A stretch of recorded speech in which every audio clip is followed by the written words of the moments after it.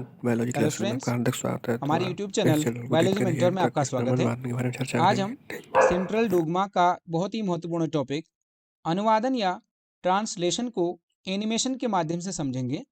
तो आप इस वीडियो को शुरू से अंत तक अवश्य देखिएगा। तो आइए शुरू करते हैं। अनुवादन या ट्रांसलेशन, इसे समझने से पहले एक बार हम लोग समझते हैं central dogma of molecular biology के विषय में। डीएनए से डीएनए बनने की प्रक्रिया को रेप्लिकेशन, डीएनए से एमआरएनए बनने की प्रक्रिया को ट्रांसक्रिप्शन और एमआरएनए से प्रोटीन बनने की प्रक्रिया को ट्रांसलेशन कहा जाता है। एमआरएनए में तीन तीन न्यूक्लियोटाइडों का समूह होता है जिसे हम कोडोन कहते हैं।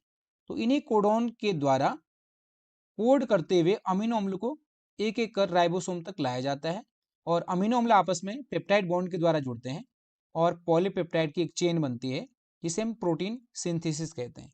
तो आज हम इसी प्रोटीन सिंथेसिस के विषय में पढ़ने वाले हैं। एमआरएनए में न्यूक्लियोटाइडों की श्रृंखला का अमीनो अम्लों की पॉलीपेप्टाइड श्रृंखला में परिवर्तन को अनुवादन या रूपांतरण या ट्रांसलेशन कहते हैं। तो एमआरएनए में तीन तीन न्यूक्लियोटाइड से मिलकर एक कोडोन बनता है और उन कोडोनों को कोड किया जाता है और उसी क्रम में अमीनो अम्लों को टीआरएनए के द्वारा राइबोसोम तक लाया जाता है। तो यह प्रक्रिया रूपांतरण या ट्रांसलेशन कहलाती है। यह प्रक्रिया कोशिका द्रव्य में राइबोसोम की सतह पर होती है, इसीलिए राइबोसोम को कोशिका का प्रोटीन फैक्ट्री कहा जाता है। राइबोसोम एमआरएनए के 5 प्राइम सिरे पर जुड़ता है और इसके 3 प्राइम सिरे की ओर गति होने से एमआरएनए के कोडोन अनुवादित होते जाते हैं। इस तरह से अमीनो अम्ल पेप्टाइड बॉन्ड के द्वारा आपस में जुड़ते हैं और पॉलीपेप्टाइड श्रृंखला का यहाँ पर निर्माण होता है। ये एक एमआरएनए की संरचना है जिसमें एयूजी, यूयूयू, जीयूजी, सीएसी, एजीए और यूएजी कोडोन के रूप में उपस्थित है। एयूजी को स्टार्ट कोडोन कहा जाता है और यह मुख्य रूप से स्टार्ट कोडोन और मिथ्योनिन को कोड करता है। यूयूयू जो कोडोन है इसके द्वारा फिनाइल एलिनिन नामक अमीनो अम्ल को कोड किया जाता है। जीयूजी वेलिन नामक अमीनो अम्ल को कोड करता है। सीएसी हिस्टाइडिन, एजीए आर्जिनिन अमीनो अम्ल को कोड करते हैं, जबकि यहाँ पर यूएजी स्टॉप कोडोन की तरह कार्य करता है। इस तरह से methionine, phenylalanine, valine, histidine, arginine जो ये अमीनो अम्ल हैं एक दूसरे से पेप्टाइड बॉन्ड के द्वारा जुड़ते हैं और इस प्रकार एक पॉलीपेप्टाइड चेन का निर्माण करते हैं जिसे हम प्रोटीन कहते हैं और प्रोटीन बनने की प्रक्रिया को ही ट्रांसलेशन कहा जाता है। अनुवादन या ट्रांसलेशन की प्रक्रिया के कुछ चरण हैं। नंबर पहला, अमीनो अम्ल का सक्रियण या एक्टिवेशन ऑफ अमीनो एसिड्स। सक्रिय अमीनो अम्ल का टीआरएनए पर स्थानांतरण या चार्जिंग ऑफ टीआरएनए। तीसरा, एमआरएनए का राइबोसोम से जुड़ना। चौथा, पॉलीपेप्टाइड श्रृंखला का आरंभन। पांचवा, पॉलीपेप्टाइड श्रृंखला का बनना तथा दीर्घीकरण। और छठा है पॉलीपेप्टाइड श्रृंखला का समापन।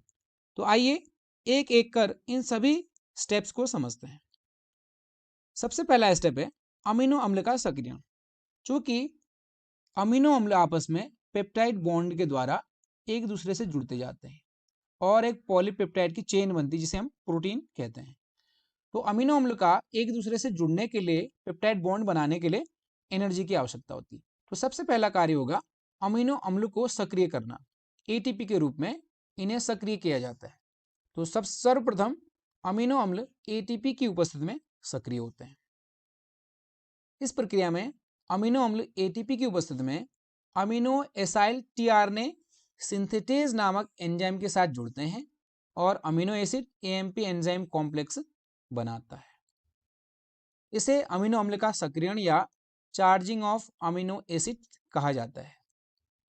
तो सबसे पहले अमीनो एसिड एटीपी की उपस्थिति में अमीनो एसाइल टीआरएनए सिंथेटेज नामक एंजाइम से जुड़ेगा और amino acid AMP enzyme complex यहाँ पे बन जाता है और पायरोफॉस्फेट अलग हो जाता है। जैसे एटीपी में 3 फॉस्फेट है, एक फॉस्फेट यहाँ जुड़ गया तो 2 फॉस्फेट पायरोफॉस्फेट के रूप में अलग हो जाते हैं। तो amino acid AMP enzyme complex का बनना ही एक्टिवेटेड अमीनो एसिड कहलाता है या इसे हम सक्रिय अमीनो अम्ल कहते हैं। दूसरा स्टेप है सक्रिय अमीनो अम्ल अब टीआरएनए में स्थानांतरित होते हैं। सक्रिय अमीनो अम्ल टीआरएनए के 3 प्राइम सिरे से जुड़ते हैं। अगर आप टीआरएनए की बात करें तो इस तरह की टीआरएनए की संरचना होती है।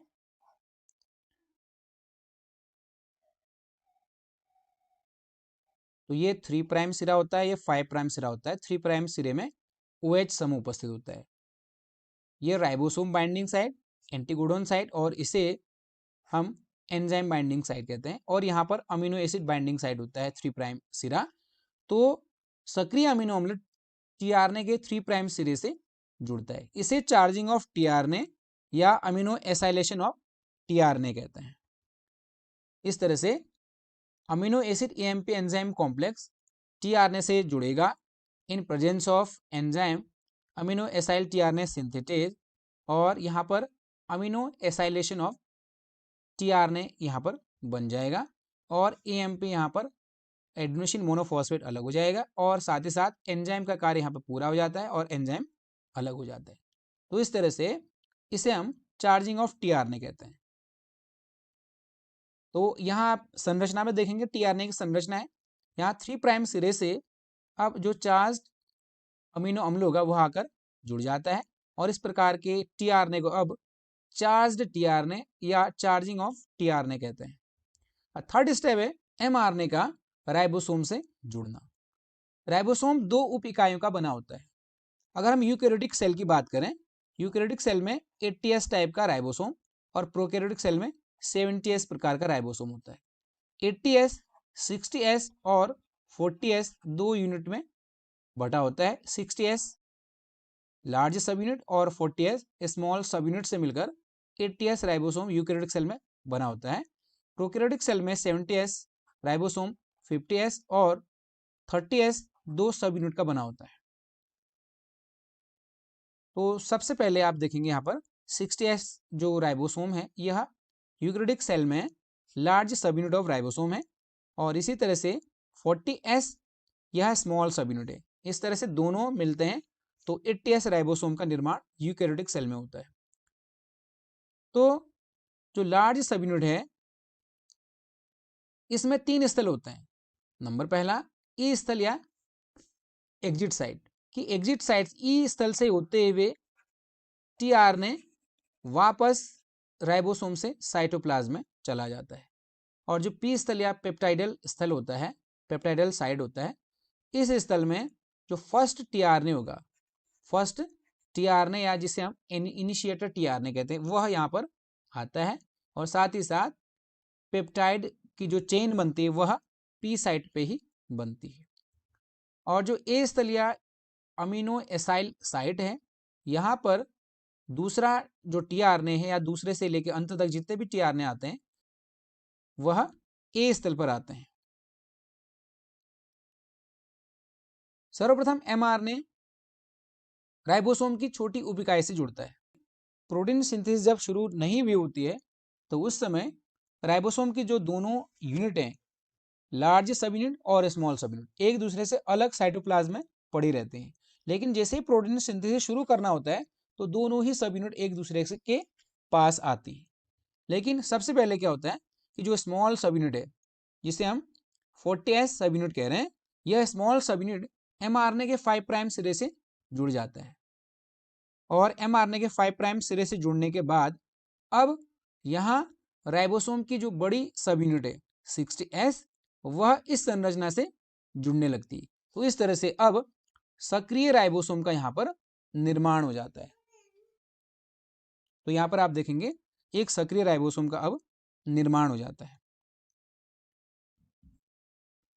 चौथा स्टेप है पॉलीपेप्टाइड श्रृंखला का निर्माण या सिंथेसिस ऑफ पॉलीपेप्टाइड चेन।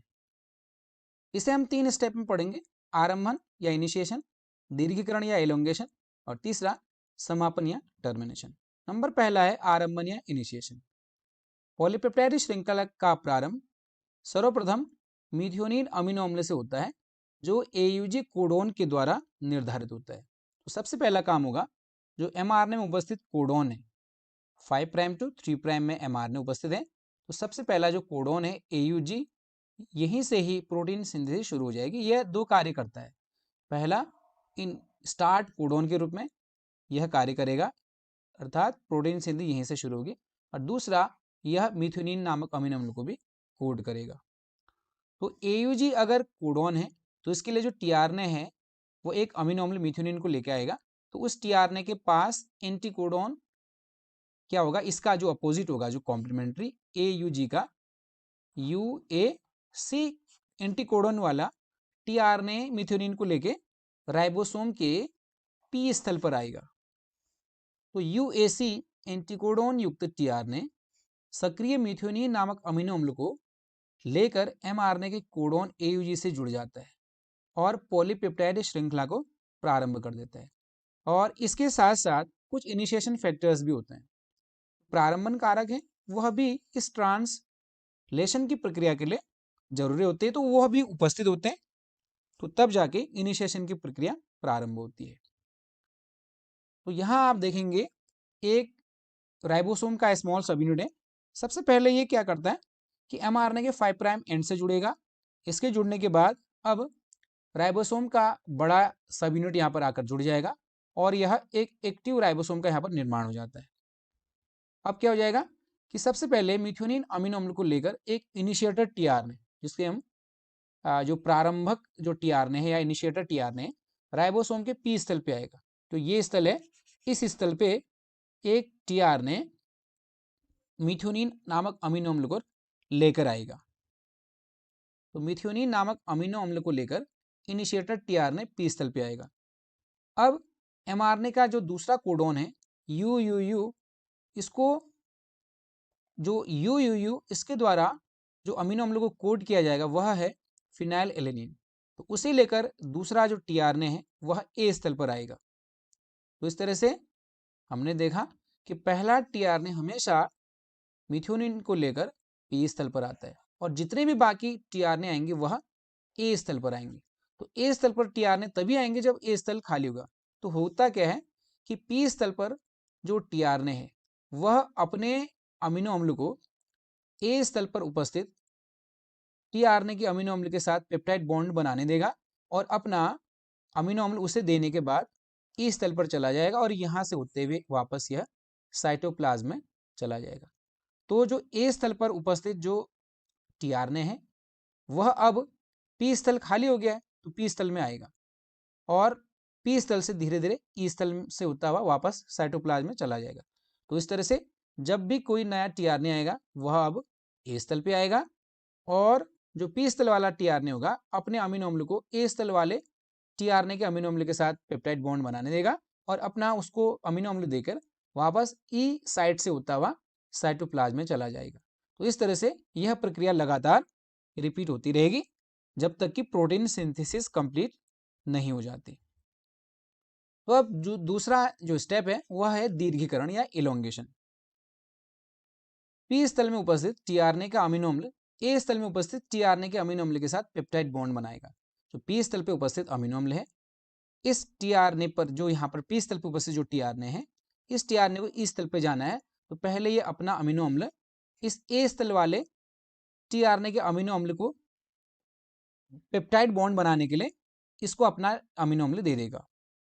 तो क्या किस तरह से ये प्रक्रिया होगी, तो मिथ्योनिन अब फिनाइल एलेनिन के साथ पेप्टाइड बॉन्ड बना देगा। अब इस पी स्थल पे जो भी टीआरएनए है, इस टीआरएनए का यहाँ अब कोई काम नहीं है, यह ई स्थल पे चला जाएगा और यहाँ से होते हुए साइटोप्लाज्म में चला जाएगा। तो जो अगला जो स्टेप होगा, इस प्रकार mRNA में उपस्थित जो भी कोडॉन होंगे, mRNA में उपस्थित जितने भी कोडॉन होंगे, उन कोडॉन के अनुसार ही एक एक कर टीआरएनए के द्वारा अमीनो अम्ल को ए स्थल पर ही लाया जाएगा और एक दूसरे के साथ ये अमीनो अम्ल जुड़ेंगे और पॉलीपेप्टाइड की चेन बनने लगेगी। तो पी स्थल वाला जो टीआरएनए है वह अब ई स्थल पे चला गया और ए स्थल पे जो टीआरएनए था वह अब पी स्थल पर चला गया है। तो ए स्थल पर अब जीयूजी कोडॉन आ गया है। तो जीयूजी कोडॉन के द्वारा वेलिन नामक अमीनो अम्ल को कोड किया जाता है। तो एक नया टीआरएनए आएगा, वह ए स्थल पर वेलिन नामक अमीनो अम्ल को लेकर आएगा, जिसमें जो एंटीकोडॉन होगा GUG का अपोजिट, अर्थात CAC एंटीकोडन वाला tRNA अब A स्थल पर आएगा और यहाँ पर P स्थल से जो भी अमीनो अम्ल हैं अब A स्थल वाले tRNA के अमीनो अम्ल के साथ पेप्टाइड बॉन्ड के द्वारा जुड़ जाएंगे और P स्थल वाला अब E स्थल से होता हुआ वापस चला जाएगा। तो ये प्रक्रिया लास्ट तक चलती रहेगी।